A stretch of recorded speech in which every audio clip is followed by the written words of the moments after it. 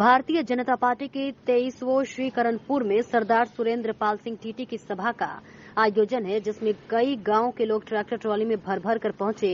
सभा में जैसे ही टीटी पहुंचा, लोग फूल वर्षा का टीटी का जोरदार स्वागत किए। टीटी ने अपने भाषण में कांग्रेस सरकार पर जोरदार हमला बोला और आरोप लगाया कि इस सरकार में आज तक कोई भी सरकारी नौकरी नहीं करा पाई। 16 परीक्षा के पेपर लीक हुआ है, बेरोजगारी भत्ता भी नहीं दिया, नहर में पानी की कमी से किसानों की फसल बर्बाद हो रहा है।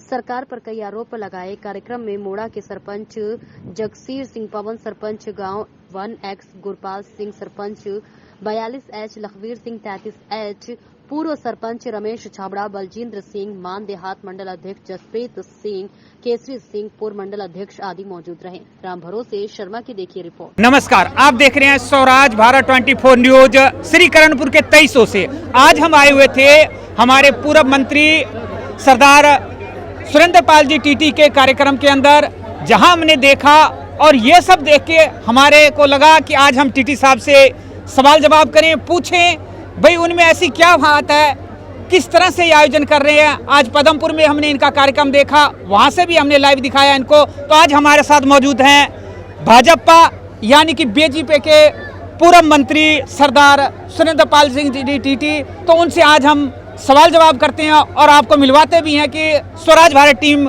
किस आधार पे इनके साथ पहुंच रहे हैं, किस किस जगह पहुंच रहे हैं। और आज हम स्वागत करते हैं इनको जी। स्वराज 24 न्यूज पे आपका बहुत बहुत स्वागत है सर। धन्यवाद धन्यवाद सर। मैं ये जानना चाहता हूँ, मैं खुद रहने वाला करणपुर का हूँ, ठीक है सर। मैंने पहले कार्यकाल भी आपका देखा, उससे पहले भी देखा। अभी आपने एक बात बताई कि आप हारे थे, भैरव सिंह शेखावत जी की सरकार थी उस समय, उसके बाद आपको बियर हाउस का अध्यक्ष बनाया गया था। उस समय भी मुझे याद है ये बात।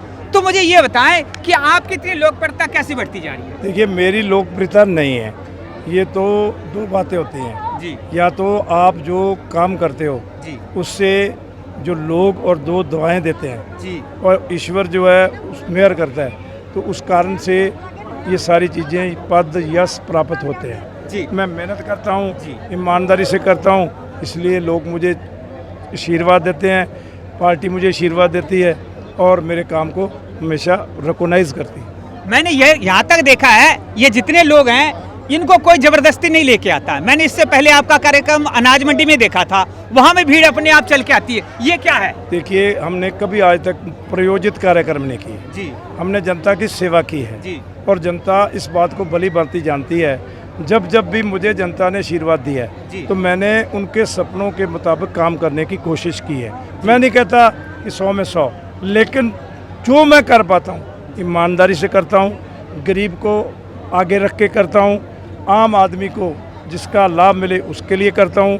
कभी किसी आदमी को द्वेष भावना से ना प्रताड़ित करता हूँ, ना कभी किसी आदमी ने वोट दी है या नहीं दी है इसको आगे रख के और मैं किसी को विक्टिमाइज करता हूँ। मेरा तो एक ही काम है, सर्वत्र का भला, जो भी आता है उसका भला करना है, इलाके का भला करना है, इलाके का विकास करना है, गरीब की आमदनी बढ़े, किसान की आमदनी बढ़े। ऐसे काम करो जिसमें उनको सहूलतें मिलें और वो अपनी जीवन और अपनी ज़िंदगी अच्छी तरह से जी सके। जी। अच्छा, मैंने एक स्लोगन पढ़ा है आपके बैनर पर लगा, नहीं सहेगा राजस्थान। इसका क्या अर्थ? ये पार्टी ने कार्यक्रम चलाया जी कि पिछले 4.5 साल में जो गहलोत जी की कृपा से राजस्थान में हुआ है, महिलाओं में अत्याचार पर 1 नंबर पे आ गया राजस्थान, युवाओं को नौकरी देने में, नकल मारने में 1 नंबर पे आ गया, गरीबों पर अत्याचार में हिंदुस्तान में 1 नंबर पर आ गया, साइबर क्राइम में 1 नंबर पर आ गया।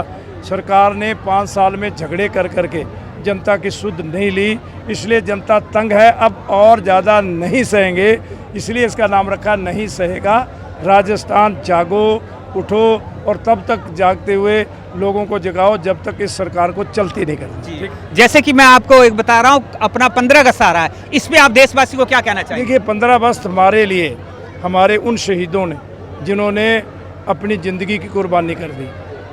लगभग हमारे 120 शहीद हुए, जिनमें भगत सिंह था, चंद्रशेखर था, बहुत 18-18 साल के नौजवान थे। उनकी शहादत को सलाम करने का दिन है। उनकी शहादत और हज़ारों लोग जो काले पानी की जेलों में गले सड़े, जेलों में गए, उन स्वतंत्रता सेनानियों को नमन करने का दिन है, जिन्होंने अपनी ज़िंदगी होम कर दी, अपनी ज़िंदगी शहीद कर दी। लेकिन एक ही सपना था कि एक सर्वश्रेष्ठ भारत दुनिया के अंदर जिसकी मान सम्मान हो, और उसी और देश बढ़ रहा है मोदी जी के नेतृत्व में। और इस 15 अगस्त पर जो हम यही लोगों के अंदर ज़्यादा से ज़्यादा राष्ट्र के प्रति लोगों की भावना पैदा हो, और हम दिन 4 रहे ना रहें, तेरा वैभव अमर रहे माँ, ये सोच के साथ हम लोगों को कहते हैं 15 अगस्त मनाओ। हम जिएंगे ए वतन तेरे लिए, और हम मरेंगे ए वतन तेरे लिए। तो धन्यवाद आपने स्वराज भारत टीम से बात करने के लिए। अब हमारे साथ मान साहब है। मान साहब, आपने ये प्रोग्राम आयोजित किया, क्या अनुभव रहा आपका? देखो, लोगों का बहुत ही उत्साह था कि हमारे 2300 में कार्यक्रम रखा जाए, और मोदी जी की योजनाओं को लेकर लोगों में इतना उत्साह है कि लोग बड़ी संख्या में महिलाएं आई, इस कार्यक्रम में आई जी। और सब मोदी जी के कायल हैं। हर हर मोदी, घर घर मोदी का नारा लगाते हुए यहाँ पर पहुँचे हैं। मोदी जी की योजनाओं को सब लोग जानते हैं, किसी से छुपी नहीं है। उसका लाभ हर घर को मिल रहा है, चाहे मकान का लाभ हो, चाहे शौचालय का लाभ हो, चाहे कोरोना काल के अंदर उनको मदद दी गई कणक के गेहूं के रूप में, तो वो मोदी जी के गुणगान कर रहे हैं।